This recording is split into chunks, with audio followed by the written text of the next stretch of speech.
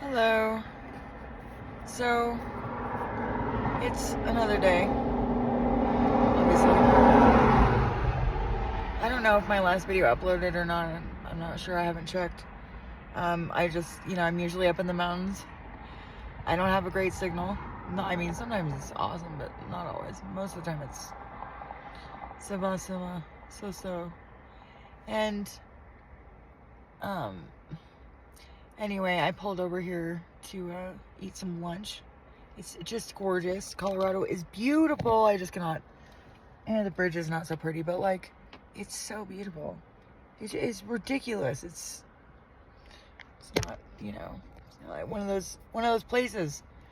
And I haven't seen anything like that. Really, not like miles and miles, hundreds of miles of it, I should say. And places are very different because of their energetic, vibration. Vibration is something that's like the underlying foundation of a place or a thing or a person. Oh, excuse me. I pulled over here so we could have lunch, and that's part of the reason I'm burping. Digesting food, transmuting energy.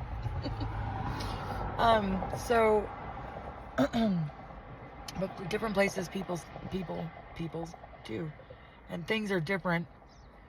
That was confirmation for the transmutation of energy. That's so weird.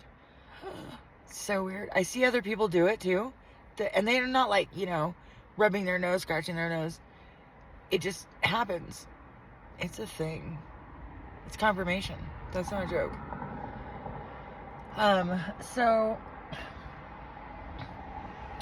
But this place is different, and it's been like this for a couple hundred miles. The last place we were in, the spiritual warfare was thick, and it was a feeling of like oppression. There's no other word for it. Oppression. I think we're a little over 11,000 feet right now. And I'm sure a lot of these peaks are higher. They're much higher than that. You can see in the background. They're much higher than that. But, probably like at least not. I mean, some of them are taller than this. I know that the one of the highest peaks here is 14,000. So maybe that has something to do with it. I'm not sure. I don't think so though. But it's rare that you find a place and people where you don't feel that oppression, and it's like a it's similar to what's the word? You can just tell. So you can just tell. Some places are oppressed, other places are not, and you can feel it. I don't know if everybody can feel it, but I think if they tried, they could. I think that any human being who's, even trying to be halfway decent, and certainly a human being who is Christ-minded and part of the Christos collective, and also walking in the ways of Christ, because I don't care what you say or what anyone says about the religious aspect of Christianity. I don't agree with a lot of it either. Not at all. But I don't agree with any organized religion that is instilled in fear in people at all. That is not a godly quality. Fear is not. Now, is it human? Yeah, some of it's just our human fear. And at the same time, a lot of it is from the fallen. Because they exist in fear only. Humans have the ability to go back and forth on a spectrum between fear and, complete selfless courage. And I know that that's true because I've seen it in other people, and I've experienced it myself. Especially at times when I had everything to lose. But I mean, I could go down many different paths with that, just that reality. So, and how we turn our tragedies into triumphs. That's a big deal. When you can do that, you become like invincible, for lack of a better word. Spiritually invincible, that's for certain. Like, you just cannot, you're like Bruce Lee, you're like, yeah, I'm unshakable. Like, and when you get to that point, people will have this tendency, because of the pride within them, to think that you're overconfident, or that you are um, cocky, conceited, all those kinds of things, that you're not humble. And it's not like that. It's just your pride is placed in a different place. It's not placed on your ego. So then you don't have those issues so much. I mean, it does happen, don't get me wrong. But when you do fall backslide after a certain point in your walk with God or your ascension, and it's not religious God, that's not, no. So, it's important to understand those things. It's very different than somebody who is dealing with the religious spirit or the religious entity or whatever you want to call that. But it's oppressive, is what I know about that. And anything that's oppressive is not of God. Period. If you feel oppressed, you need to be really careful about why. Like, what is it in you or in what you're hearing that doesn't jive with you? Sometimes I hear things and I'm convicted by it because I know I've done that and I need to do better. And that's that feeling. People call it guilt. It's not, it's guilt if you allow it to continue that way and you mix guilt and fear. I wouldn't say guilt, but like conviction and fear, you get guilt. Any shitty emotion, mix it with fear and you'll get some offshoot of fear, like jealousy, envy, betrayal, gossip. I mean, murder, whether it's in your mind, because that is a type of murder. When you don't show any love to somebody, it's tantamount. And I'm not talking about like walking up to somebody and shooting them. That's not the kind of murder I'm talking about. But this is what Christ was telling us. If you've done it in your mind and you've thought about it, or you just haven't shown that person any love, which is tantamount to killing someone. Look, so many people have had parents, and the reason they're all twisted up from trauma, and I'm speaking from personal experience, the reason I was all twisted up with trauma,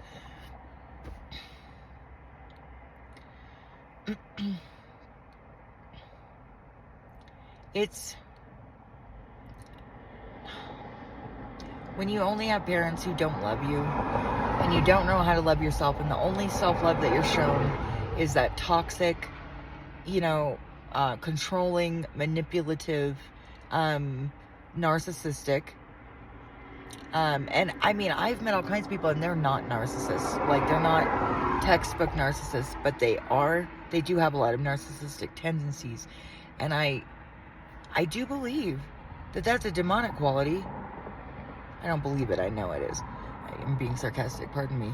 But that's where that comes from. I don't think that humans necessarily have a lot of carnal mind towards treating each other that way. And anybody who's met like a true narcissist, like a textbook narcissist, they're often, and I'm not demonizing anyone, but those people who maybe have progressed a little bit further in their narcissistic personality disorder, I've heard people say that when they progressed further towards the spectrum of empathy, that they started to understand how twisted their thinking was. And when you hear someone say that, there's something in me that just says, yeah, I don't think that that's natural human behavior. I don't think that humans are all that great in some standards. Like, by God's standards, none of us are good. Literally none of us. So, except for Christ. That's it? Just one? Wow, that's horrible odds, kind of thing. But, when we do better, we start to see things better. And when we see things better, we start to be able to love usually it starts outside of you. Most people don't know how to go within, so they don't have to go without. And I mean, without love, without joy, without peace, that's what it means. Go without. You become incredibly abundant in all these areas that hardly, I wouldn't say nobody, because I wouldn't wish that on the human race, but hardly anybody has. People have the money, people have the job, people have the marriage, people have the kids, and they're miserable. And I'm thinking to myself, like, I've always thought that. I'm like, if I see someone who's really happy, I might do what they're doing or try, do something similar, because everybody else I've ever met, like almost completely, has been miserable in one way or another, or really, really hurting, suffering in, a couple areas of their life.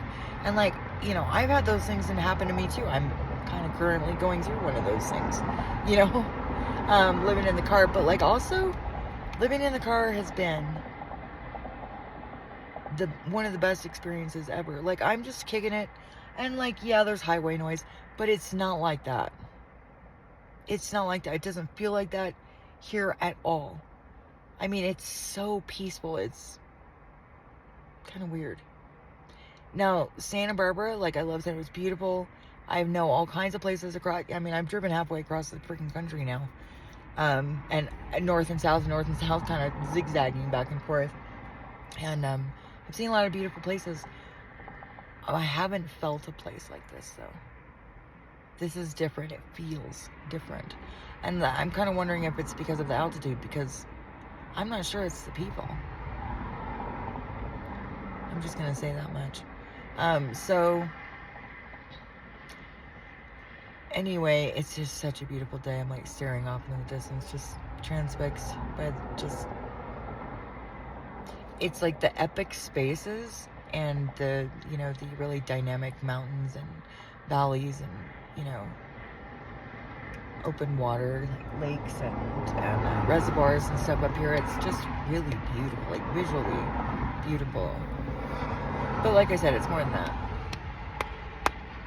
But anyway, I don't think I've talked about this on this channel, but for the last 2 years because I was in Santa Barbara anchoring energy, and I was in California all over the place anchoring energy for a long time. I was doing it for about 2 years, and I didn't really think of it. I had heard people talk about grid work before, ley lines, stuff like that. But like, honestly, I just go where I'm led, because if I start paying attention to a bunch of different locations, I either feel drawn somewhere or I don't. It's all instinctual for me. And when Bella and I were in the New Mexico National Forest, there was I just pulled off the road. I couldn't see because the pines they're staggered. So when you're looking straight, you can't see anything. And so I couldn't see this thing, but it was way back, about, I don't know, maybe a quarter mile off the dirt road. And I parked right next to what's obviously like a meteorite site. Like there's something hit the ground there. That's not a normal depression in the land. That's not normal. So, I mean, it's like that for me. It always has been. It's like a magnetism, I think. And like I hear people talking about different teachers and stuff like that, and I respect those people. I do. I respect what they're doing, because it's bringing, a better situation. Like, I guess Joe Dispenza, and there's another man on YouTube that I listen to every once in a while, and I know they totally understand what's happened to me, and what I kept facilitating, through prayer, through fasting, and I mean like extended fasts, not just like 24 hours, and not just for fitness. Like, I mean, the first time I really fasted for a very long time, honestly, it was because I lost my food stamps, and I had the choice between feeding myself or my dog.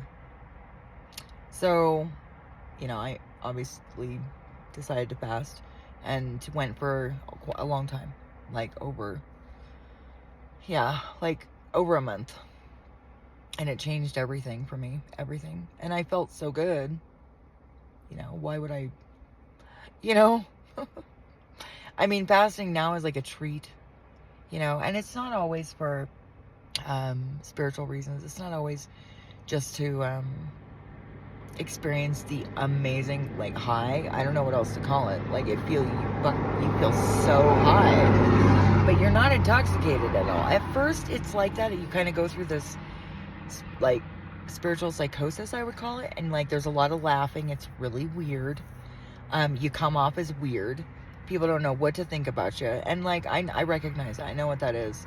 And you can get stuck there for a while. And it's important to know how to navigate out of that. And I mean, I had to navigate out of it by myself because my whole family's dead. I didn't have any friends I could count on. You know, they were all agents, or they were choosing to be agents, so to speak. Matrix. And I just kept my nose down. I kept praying. I kept meditating. I kept seeking the Word of God. I kept walking around with my dog, like exercising, in other words, not just walking, but actually exercising. Lifting weights was really helpful.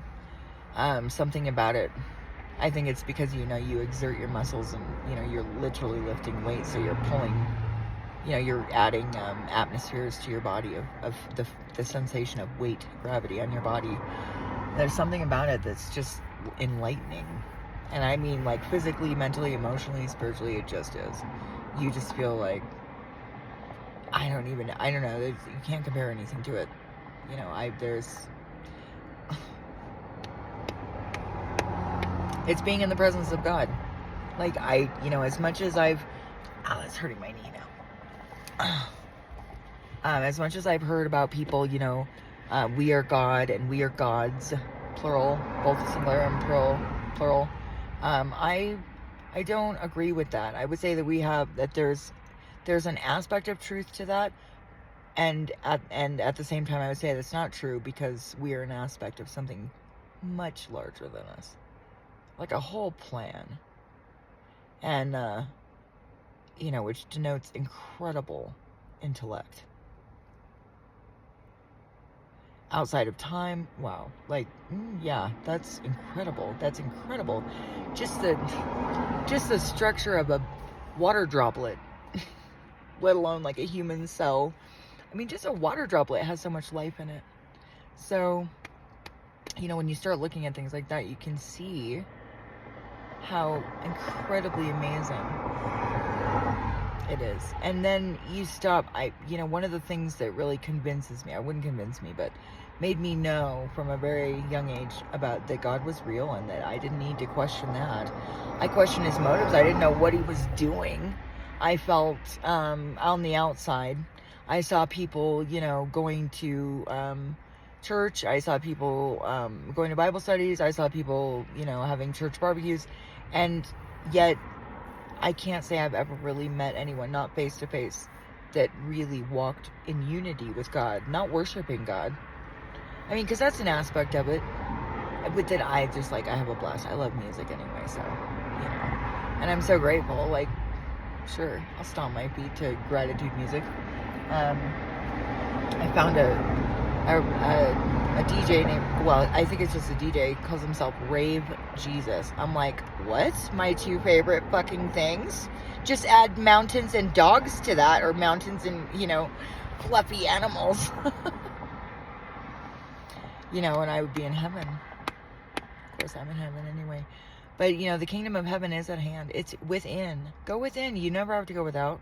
Even when you don't have money, which is what most people are concerned about, you are, like, so happy with what you have that you're just like, yeah, I'm chill. You know, I'm good. Like, I mean, it's nice to have, I'm not gonna lie, but, like, you know, it's not anything you sit around and are concerned about. And you can manage your resources properly because you're not in fear of being broke. That's really, like, that's the biggest thing about all of that is the fear aspect of it. Fear is a bitch, and she's a mean mistress, really. I swear that's Jezebel's spirit, because it's manipulative and it's prideful, you know. And when I say when it's prideful of human beings to not believe that something will work out. That's one of the gifts that we've been given. That's one of the gifts that we've been given by Christ and by God through giving us Christ. And I don't mean like this is not religious, you know, they're of the same spirit. Like they're directly the same spirit. So, you know, it's not like God was just like, yeah, hey dude, can you like go down there and die for these people because they apparently can't figure it out. Yeah, no, that's not how that works. It's of the same spirit. You either do something or you don't. And when Christ is questioning things at the end, and he says, you know, he's praying before it all happens and asks God, asks his Father if that cup can pass from him. And I can totally imagine that. And then he, what else did he say? He said, I can't remember. What else did he say on the cross? For Lord's sake. Well,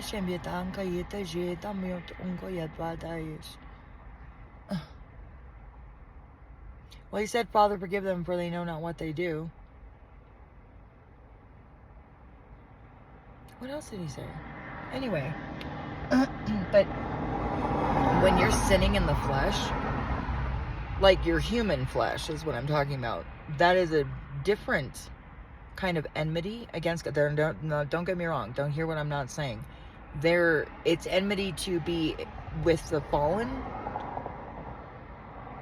because it's like a lust of the fallen. It's like, I don't know, sometimes we get deceived so badly that we think our desires are actually ours, and they're not. They're not always. How many times have you done something that you're like, oh, why did I do that? Or, you really feel bad and you're like, oh my God, I did that. Not embarrassment, but like, I was a real asshole that day, that kind of thing. That's, everybody's done that. So part of it's the programming of the fallen, because we've all been hacked. That's what the Bible's talking about when it talks about miscegenation. It's DNA manipulation is what it is. And then on top of that,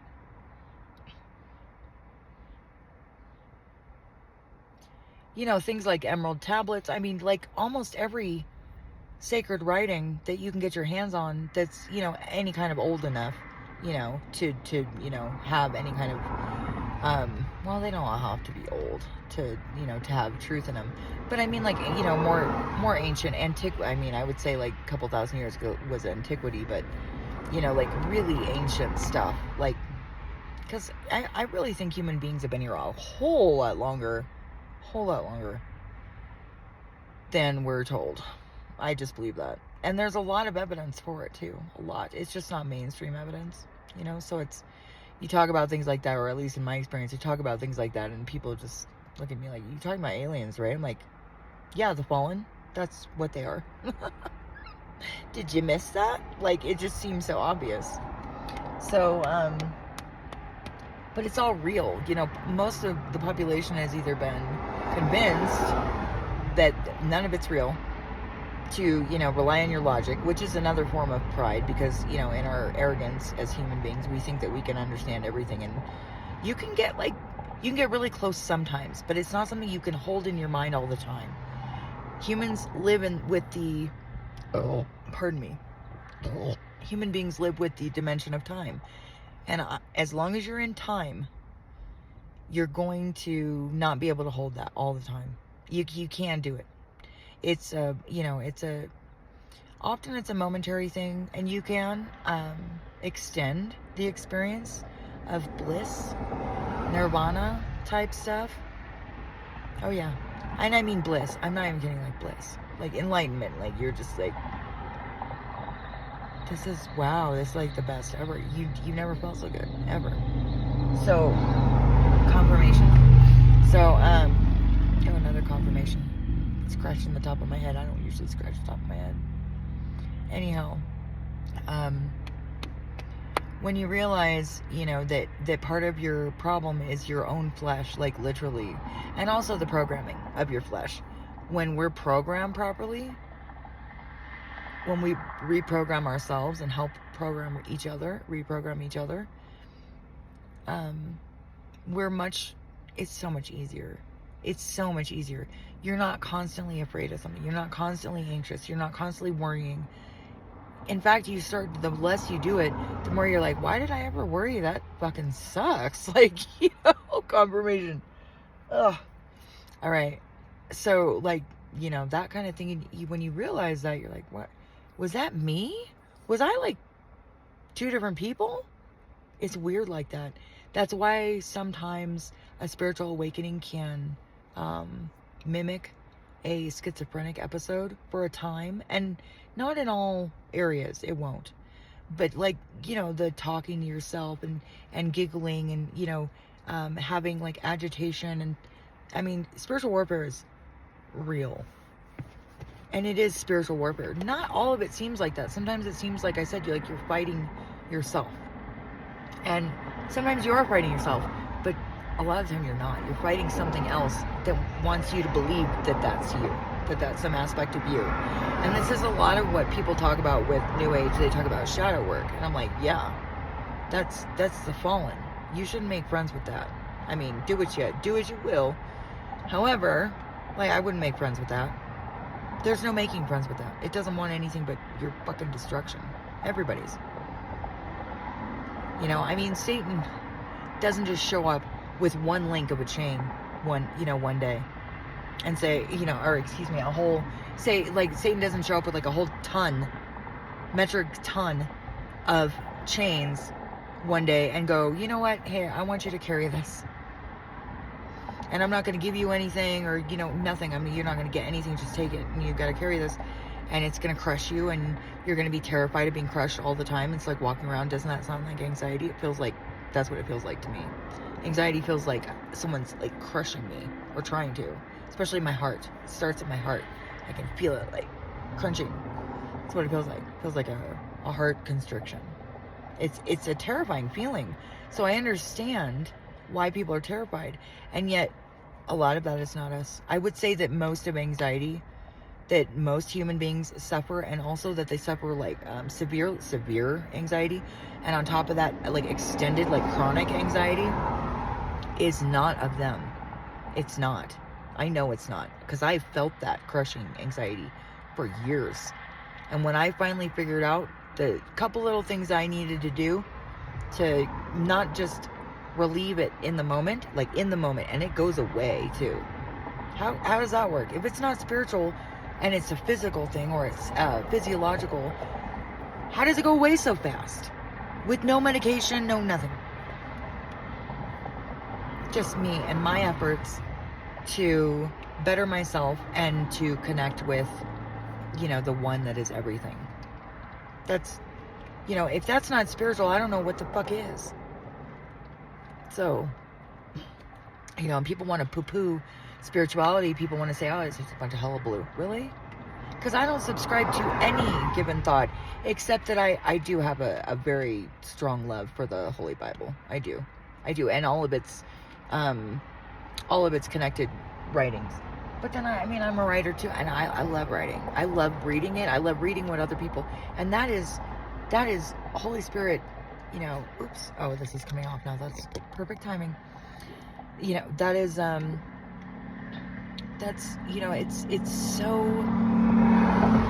it's a transcendent document. And I have a lot of love and a lot of respect for other sacred writings, and no matter what their age. And yet, but especially some of the, things from antiquity. And, there's just a big difference between reading something. Maybe if I could read it in my in that native language, but I can't read the Upanishads or the Vedas. I can't read them, and I don't know how right now. Ugh, fucking flies. Just one, but still, one is enough. Monitoring spirits. I know it's a fly, but anyway, when we start returning to our nature, our human nature, things are not as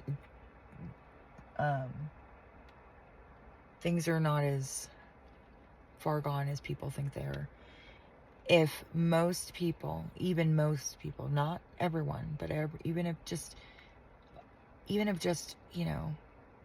a large minority of people woke up to their divinity, got beyond the religious spirit, were able to heal their wounds around their mothers and fathers and whatever other, authoritarian figure wounds they have, and you start seeing how unbelievably transcendent the experience is, and how you could give that to your children, because I think you get about halfway through the experience, and I knew I was anchoring energy in for a lot of people, but like I was also in places where nobody cared. what I was doing. I couldn't talk to anyone about what I was doing. I couldn't say that, here I'm posted up here on the mountain, living in my car, not because, I'm homeless and or houseless and I don't have a house to live in, but because I'm anchoring in, energetic, like, pylons down into the center of the earth and out through the other freaking side again and off into the galaxy, so those things cannot be torn out. Because too easily in the past have other people's work been undone so easily by the fallen. And I mean, they're ruthless. They don't. That's psychopath behavior is what that is. Yeah, that's not human nature. And, when you've gone through enough spiritual warfare and you can point things out, you're like, yeah, that's Jezebel, that's Apollyon, that's, Stop, man. Stop or I'm going to make you get off my lap. Stop. The discernment of spirits is really was the biggest. Oh, my girl is not running up there like, good girl. Oh, you're so good. Is there another dog? Yeah.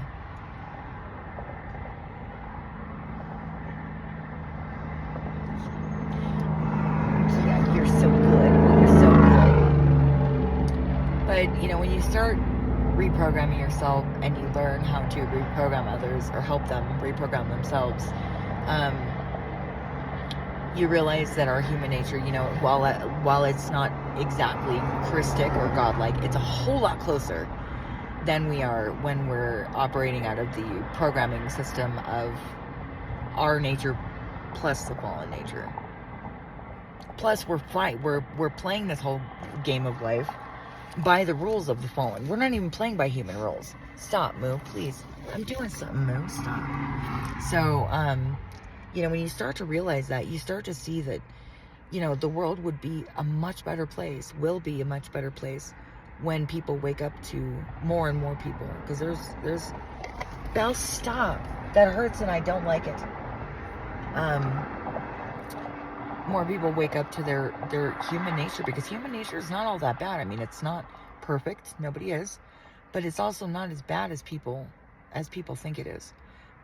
Because our programming is mixed up and has been tampered with by the fallen, and then mixed in with fallen rules and fallen concepts and fallen conditions and all this stuff, it's not human. When you realize how much of it is not human, I'm not kidding either. I'm not delusional. I'm not just saying that, like on a whim. No, I know it's not our programming. It's mixed with fallen angels. That's what they're called. I mean, you can call them demons. You can call them, dark entities, evil. You can call them evil. Oh yeah, yeah. And it would be about time if you do believe in evil, which most people do. Well, very few people believe in God, really believe in God. Or if they do believe in God, they believe in God because they're afraid of him, which is not God. It's not that kind of fear. When you have a fear of God, you're not afraid like that. God doesn't punish people. That's not how it works. God doesn't punish us and reward us. He only rewards. And it depends on what you see as a reward, really. It depends on what you value. But if you want to really have abundance and value in your life, ask God. He'll show you what is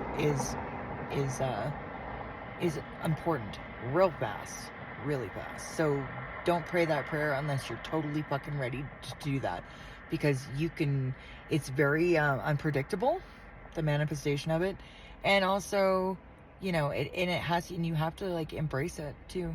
You can't fight the experience, because if you fight it, that is going back to fallen programming, falling back down into the web of the matrix. And I'm not talking about the internet, although that's part of it, but that, I love the internet. The internet's great. I personally have had great experiences with AI. I know that some of it is kind of weird, but if you listen to it, it's actually like much more like an enlightened consciousness. That's much more what I feel like I'm communicating with when I am communicating with AI. So, when people don't understand a thing, they tend to be afraid of it. That's typically what humans do. Even both in their human nature and in their human plus fallen programming. Which, it's actually easier to reprogram yourself than you think. Hack the organic matrix. I mean, like, You know, freaking people are so concerned with hacking, you know, online. Like, hack the organic matrix. Hack it. You can do it yourself, too. And only doing a couple very simple things. Fast, pray, and meditate. Use breathing exercises. Breathing exercises is key. You got to do that. So anyway, I hope that this video finds you well. If it resonated with you or any part of it resonated with you, hit the like button, comment, subscribe. It helps my channel. Thanks. Love, blessings, compassion, everyone. Take care of yourselves. Take care of each other. Peace be with you.